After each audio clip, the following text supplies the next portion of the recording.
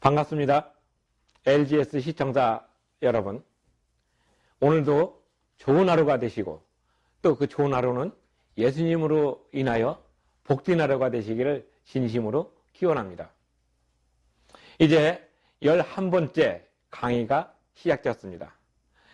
지난 1강부터 10번째 강의까지 그렇게 쉬운 것은 아니었지만 여러분들이 많이 이 강의를 들어주시고 또 좋은 말씀을 해주셔서 정말 감사하게 생각합니다. 교회법이 그렇게 쉬운 것은 아니지만 가능하면 쉽게 여러분에게 전달하고자 노력을 했고, 법이 우리한테 다가오는 어떤 이미지는 어렵고 딱딱하고 정말 뭔가 잘못한 사람들한테만 포함되는 것으로, 그 사람들한테 해당하는 것으로 우리가 인식을 하고 있지만, 이 교회법은 여러분들의 삶을 구속하거나 또는 어떤 그 규율에 의해서 억압하려고 하는 것은 전혀 없습니다. 왜냐하면 교회법은 근본적으로 사랑의 법이기 때문에 사랑의 어떤 근본적인 기반에 근거해서 만들어졌기 때문에 그렇습니다. 오늘 11번째 강의에서는 교회법의 어원적 의미에 대해서 짚고 넘어가야 되겠습니다. 왜냐하면 지난 9번째 강의에서는 교회법이란 무엇인가에 대해서, 교회법이 우리에게 어떤 의미가 있는가에 대해서 아주 간단하게 말씀을 드렸고, 지난 10번째 강의에서는 교회법의 보편성에 대해서 말씀을 드렸습니다. 보편적이다 하는 것은 누구에게나 특정하지 않고 일반적으로 통용되는 어떤 룰이라고 얘기할 수 있고 어떤 상식이라고 표현할 수가 있습니다. 그런데 이 교회법을 누구한테만 적용되고 누구한테만 적용 안 되고 하는 그런 것이 아니라, 교회법 자체가 믿는 사람과 믿지 않는 사람을 모두 포괄한다고 얘기해도 됩니다. 왜냐하면 교회를 나오지 않는 사람이 어느 날 교회를 나오게 되면은 교회법의 바깥에 있던 사람이 교회법 안으로 들어온 것이 되고, 반대로 교회를 잘 나오던 분들이 또 교회를 떠나서 갈 때는 교회법에서 이탈하게 되는 경우가 되기 때문에, 교회법은 믿는 사람이나 믿지 않는 사람이나 누구에게나 공평하게 적용되기 때문에 그렇습니다. 그래서 지난번 교회법의 보편성에서는 우리가 왜 이 시대에 교회법이 필요한가에 대해서 간략하게 소개했고, 오늘은 교회법이 과연 어떤 부분인가, 그리고 그 단어가 왜 우리 속에 들어왔는가 하는 그런 부분도 말씀을 드리고자 합니다. 늘 우리는 어떤 명제가 필요하고 전제가 있어야 주제가 흐트러지지 않고 하나로 모아집니다. 이것을 이제 지난번에 말씀드렸던 포커스라고 말씀드립니다.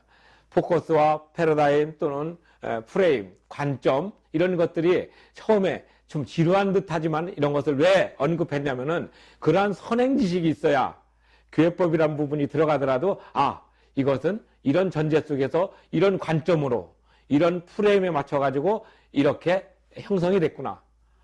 그래서 그것이 지금 내가 이 강의를 들으면서 이거는 이런 부분으로 볼 수 있는 거구나. 그리고 한 가지 중요한 것이 있습니다. 내 의견과 다르다고 해서 상대방 의견을 틀리다 이렇게 생각하는 게 아니라 나와 관점이 다르다 이렇게 생각해야 됩니다. 우리는 나와 어떤 의견을 달리하면은 틀리다고 하면서 조금 매몰차게 배쳐가는 경향이 있습니다.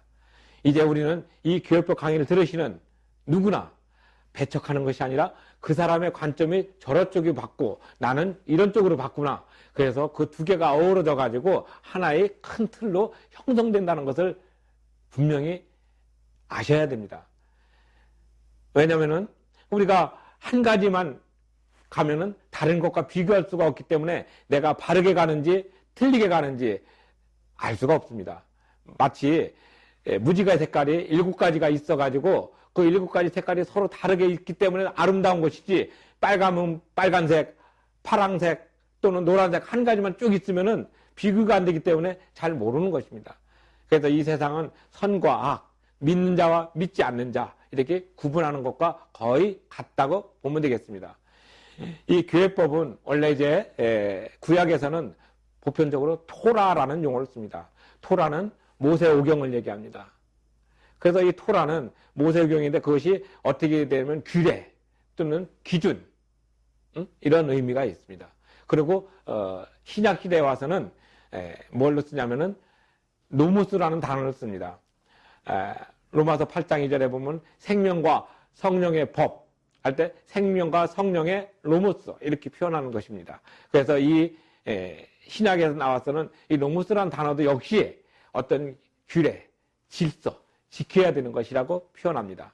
그리고 카톨릭에서는 보편적으로 캐논이란 용어를 씁니다. 캐논은 법전의 형태로 이것이 나타났습니다. 313년에 기독교가 공식적으로 공인이 되고 325년에 이제 국교로 이제 정형화가 되면서 한 1000년 동안 쭉 발전해 갖고 오면서 카톨릭이 상당히 부패하기 시작했던 것은 우리가 아는 바와 같습니다. 그래서 그 어떤 그 1000년 동안 이루어진 어떤 법의 틀을 이제 캐논이라고 해서 교회법이라고 뭉글려서 얘기를 합니다. 그래가지고 거기에서 나타나는 것이 뭐냐면은 법적인 어떤 모습. 그래서 이제 이건 하면 안 된다, 이건 하면 된다 하면서 어떤 그 통치적인 또 이렇게 다스리는 부분으로서 발전해 왔기 때문에 로마 카톨릭은 국가의 형태를 띠게 되는 것입니다. 왜냐하면은 법이라는 것은 국가의 통치 기반을 갖는 가장 기본적인 틀이 되기 때문에 그런 의미가 있습니다. 그래서 어느 나라 하나의 국가가 세워지면은 그 나라를 이렇게 판단하는 기준으로서 헌법전이 있느냐 없느냐를 가늠하게 됩니다.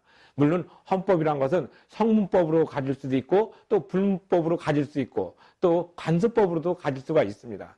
그래서 헌법은 성문법으로 되어 있는데 로마는 캐논법이라고 해서 모든 것들을 어우르는 그래서 법을 이렇게 사람을 이렇게 통치하고 관리하는 중심으로 썼고 우리 기독교인 개신교에서는 그것이 아니라 질서, 규례 그래서 어떤 그 정치적인 체제로 이용을 하게 됩니다.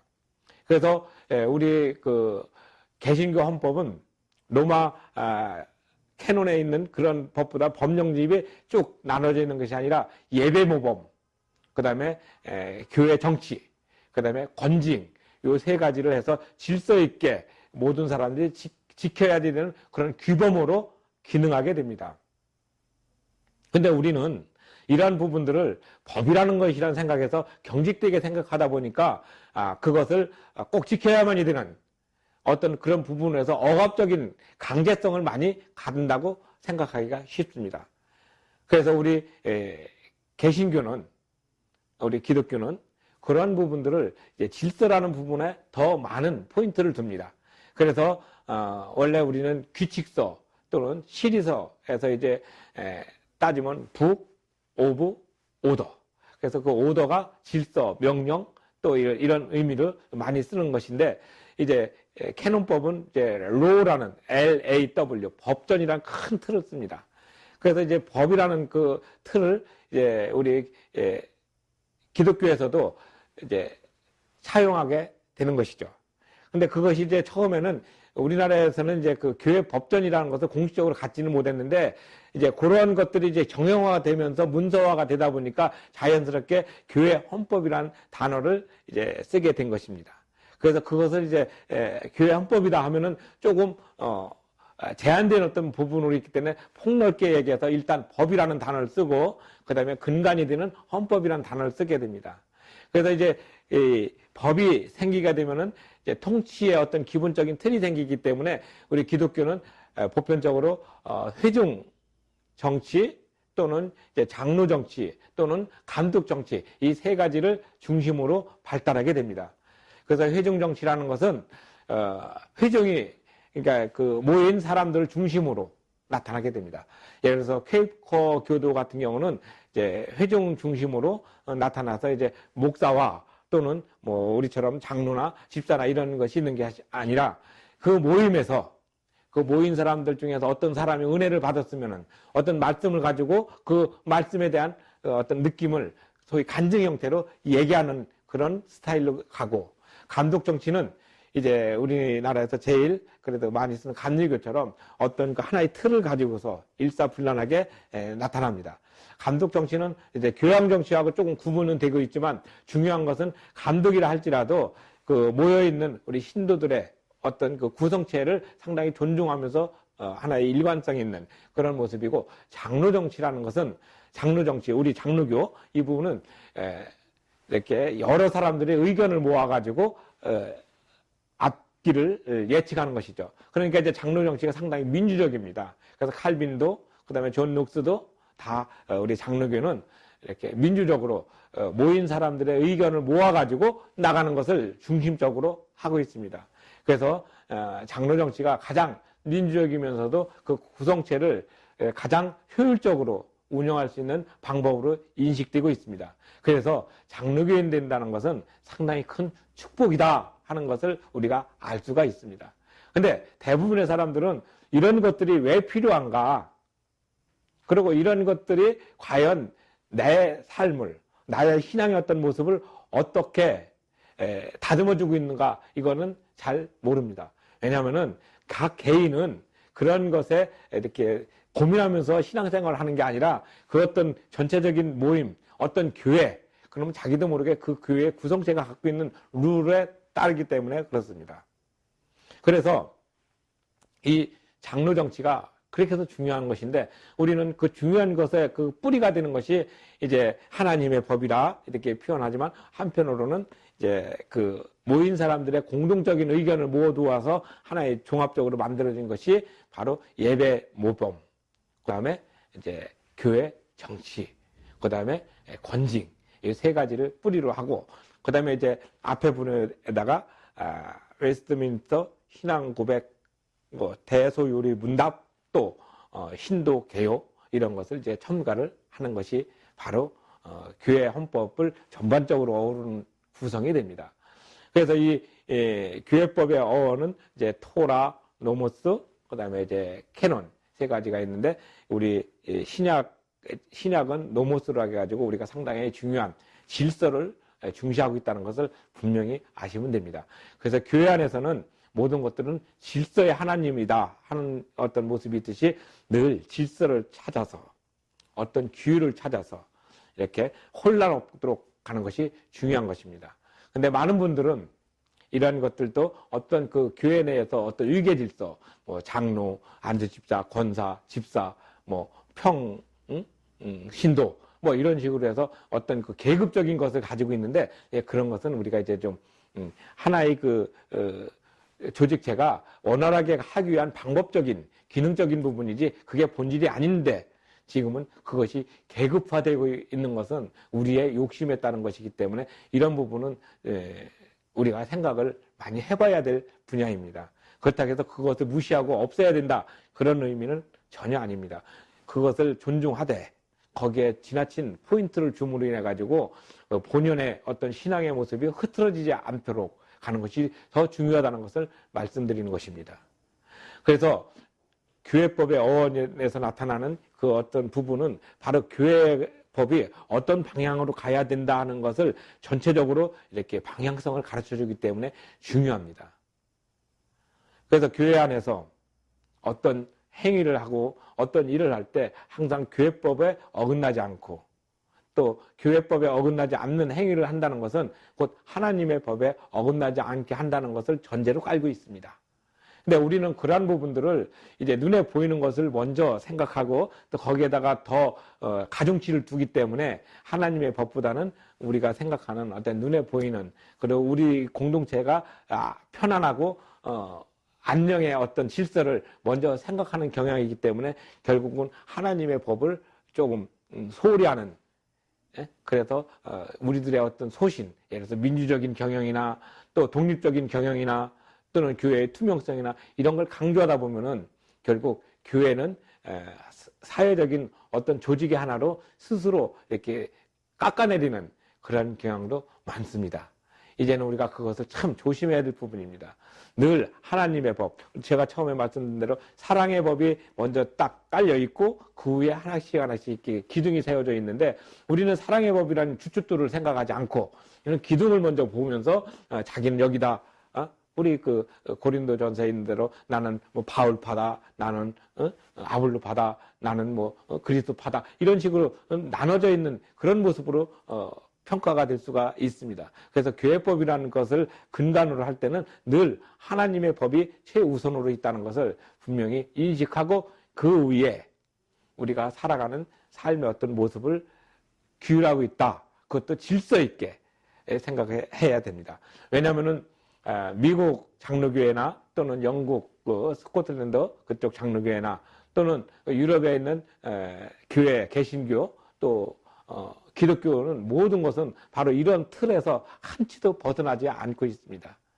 그래서 항상 우리는 교회 다니는 우리 기독교인은 이 땅에 정부를 갖는 것이 아니라 하늘나라의 정부가 있고 이 땅은 우리가 살아가는 어떤 방편으로서 열심히 교회 정치를 해야지 됩니다. 그래서 정치적인 부분은 열심히 해서 옳지 않은 것은 고치고 또 옳은 것은 꾸준히 이렇게 권장하고 나가는 그러한 모습이 필요한 건데 우리가 이 땅에서 정부를 세워야 된다. 이 땅에서 우리의 기독교 정부를 만들어야 된다 하는 것은 본질에서 벗어난 것입니다. 그런 의미에서 로마 카톨릭은 정부의 형태를 가지고 있기 때문에 우리 기독교하고는 전혀 다르다는 것을 여러분이 분명히 알고 넘어가야 됩니다. 근데 이러한 부분들을 생각하지 않고 그게 그거다.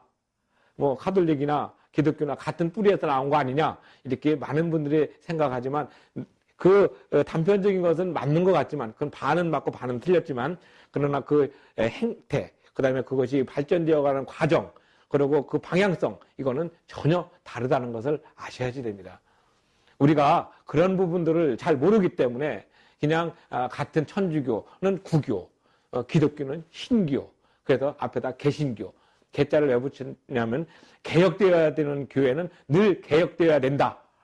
리포메이션이라는 단어를 쓰죠. 계속 개혁되어야 된다 하는 그런 개념으로 개신교라고 쓰고 근데 사실은 기독교라는 용어가 옳습니다. 우리는 개신교라고 쓰고 있지만 개신교는 믿지 않는 그런 어떤 그 다른 단체가 그래도 천주교는 구교라고 해서 천주교하고 구분하기 쉽게 하지만은 실제 우리는 기독교란 단어를 써야 되는 거고 개신교란 단어는 가능하면 안 쓰는 것이 좋습니다만 제가 강의의 편의상 또 들으시는 시청하시는 여러분들의 어떤 그 혼돈을 줄이기 위해서 기독교 중심으로 쓰되 간혹 개신교란 단어를 첨가시키는 이유입니다. 우리가 그 카톨릭 그걸 구교라고 하고 그것도 같은 기독교의 범주로 포함시키고 심지어는 기독교의 범주에 뭐 유사 종교라든지 또는 이단으로 이렇게 인정한 그런 교회도 전부 기독교의 범주로 들어가 있지만 우리가 기독교의 정통성을 가지고 있는 이상 우리는 기독교인으로서의 자랑스러운 자부심이 있는 것이지 개신교인으로서의 자부심을 가지고 있는 것은 아닙니다. 그래서 오늘 이제 기독교 또는 교회법 이것이 왜 필요하냐? 교회법이 생기게 되면은 교회법에 의거해가지고 어떤 행위, 통치적인 부분이 반드시 따라오기 때문에 그렇습니다. 그래서 그 따라오는 부분에서 아까 말씀드린 회중정치, 그 다음에 감독정치, 또 장로정치를 말씀드렸습니다.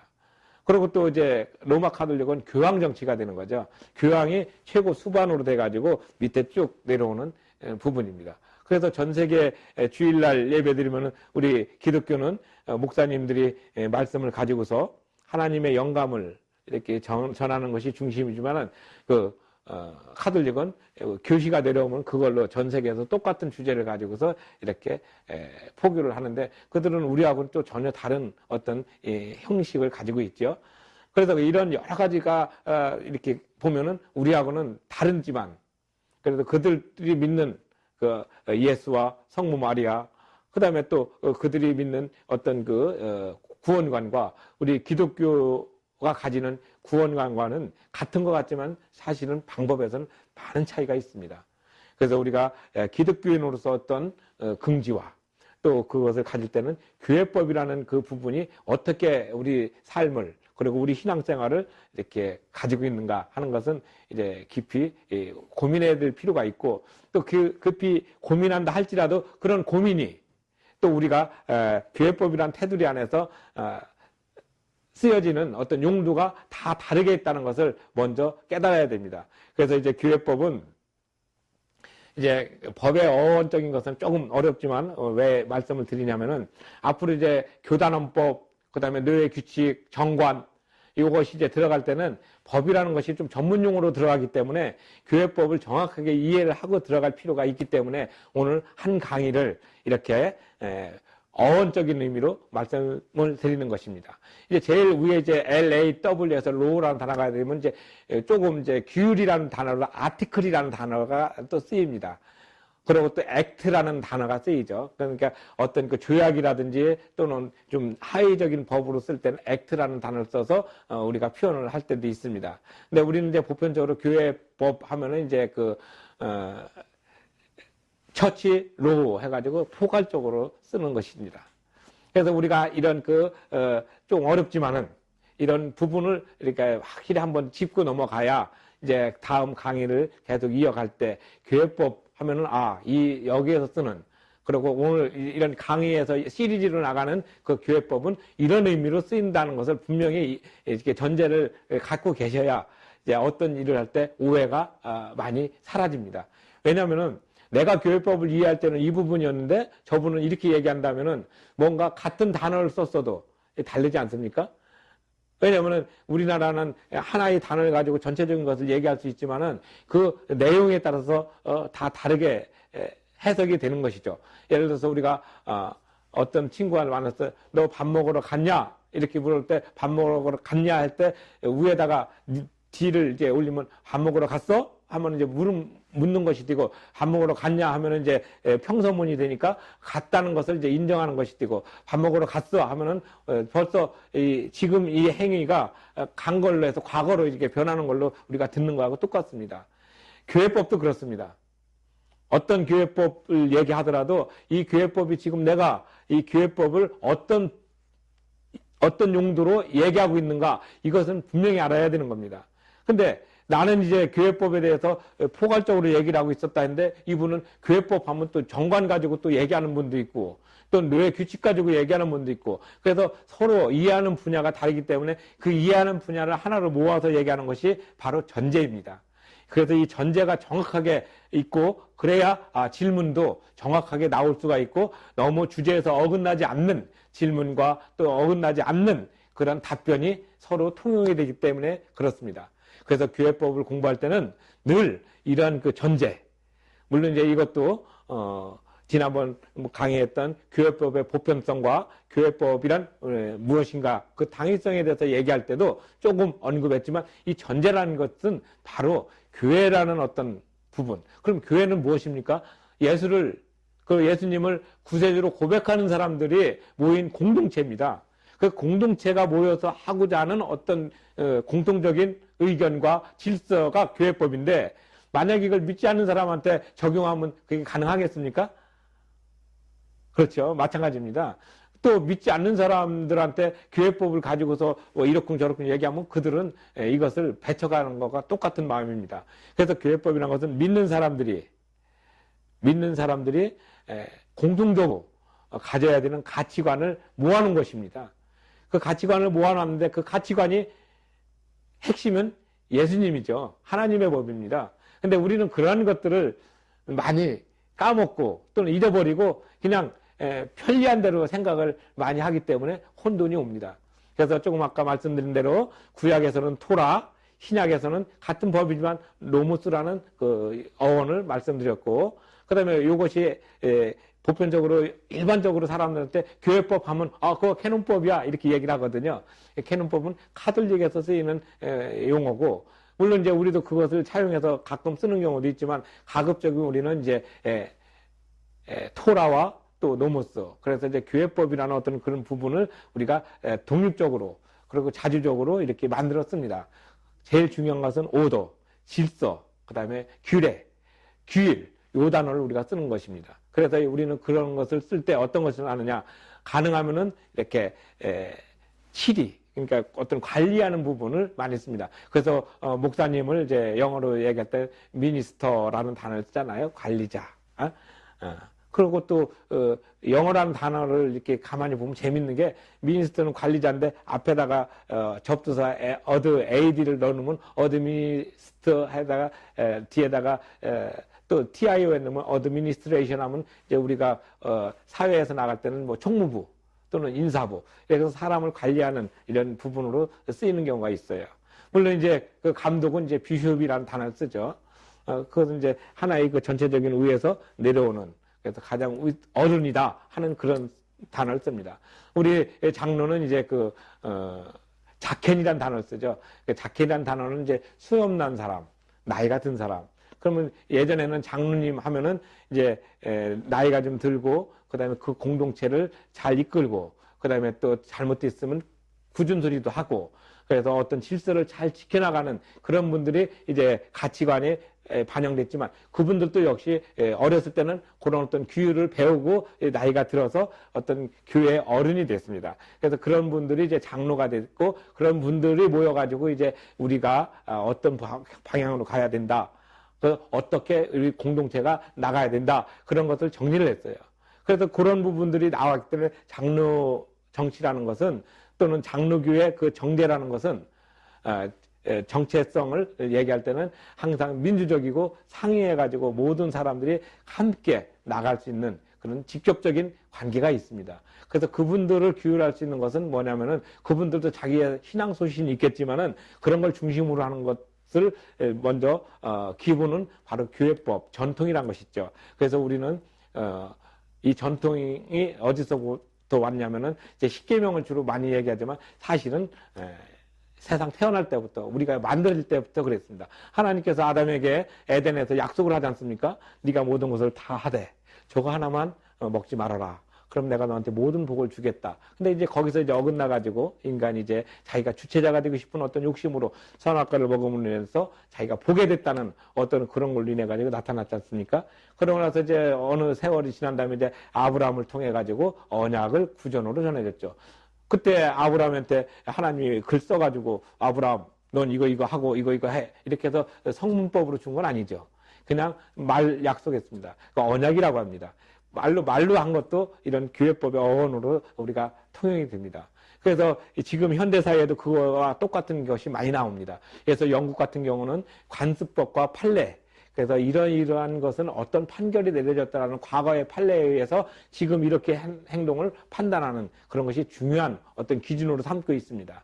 그래서 판례법도 있고, 그 다음에 관습법도 있고, 그래서 그들은 이제 어떤 성문은 안 돼 있지만은, 글씨로 써 있지는 않지만 그런 삶을 구속하기 때문에 불문법이라 얘기하고, 이제 이런 것은 된다, 안 된다 해서 명문으로 규정해서 나온 것을 이제 문서로 만들었다.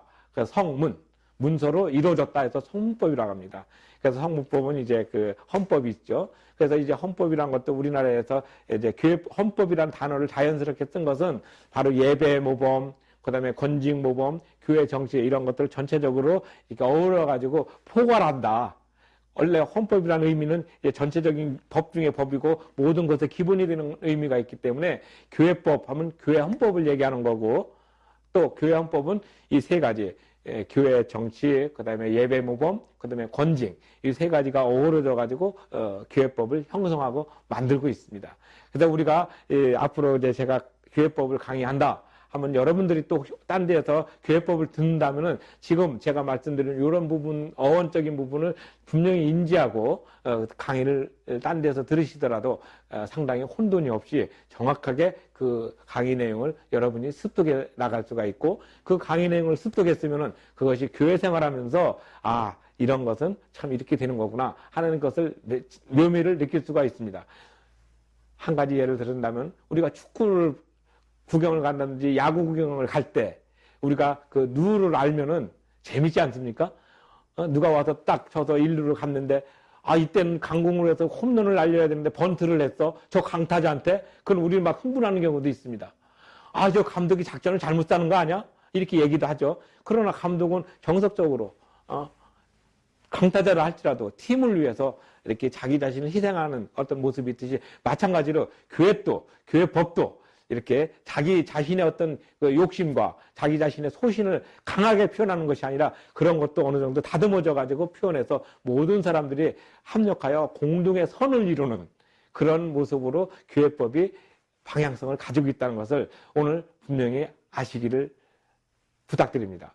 그래서 교회법은 늘 우리 속에 다가와 있기 때문에, 그리고 그것이 나도 모르게 이렇게 젖어 있는 상태에 있다는 것을 기억하시면 좋겠습니다. 그리고 그 젖어 있는 모습이 우리가 이렇게 눈으로 보이는 것이 아니라 예수님의 사랑의 법으로 우리는 하루하루가 벌써 이미 일반 은총과 특별 은총으로 이렇게 감싸져 있다는 것을 생각하면 교회법은 우리를 편안하게 해줄 수 있는 것이지 우리를 억지고 힘들게 하고 있는 것은 아니라는 사실을 분명히 깨닫고 나가시기를 바랍니다. 오늘 교회법의 어원에 대해서 조금 어렵지만 영어를 썼습니다. 가능하면 저는 영어를 안 쓰고 우리말로만 쓰려고 노력을 하는데 이 교회법 황문이란 자체가 외국에서 들어왔기 때문에 우리의 고유한 것이 없어서 그 몇 가지만 아주 절제해서 말씀을 드렸습니다. 우리 개신교 또는 기독교에서 쓰이는 교회법이다 하면은 오더, 질서 이런 것이 제일 중요하고 치리하는 개념으로 이해를 하시면 거의 틀림이 없을 것이라 생각합니다. 장시간 이렇게 시청해 주셔서 감사합니다. 늘 이 시청을 하시면서 좋아요와 또 구독을 눌러주시면 앞으로 이 LGS TV가 더욱더 발전하고 하나님의 복음을 온 세상에 방방곡곡에 정말 증거하는 데 좋은 하나님의 도구와 병사로서 기능을 다할 것이라 확신합니다. 감사합니다.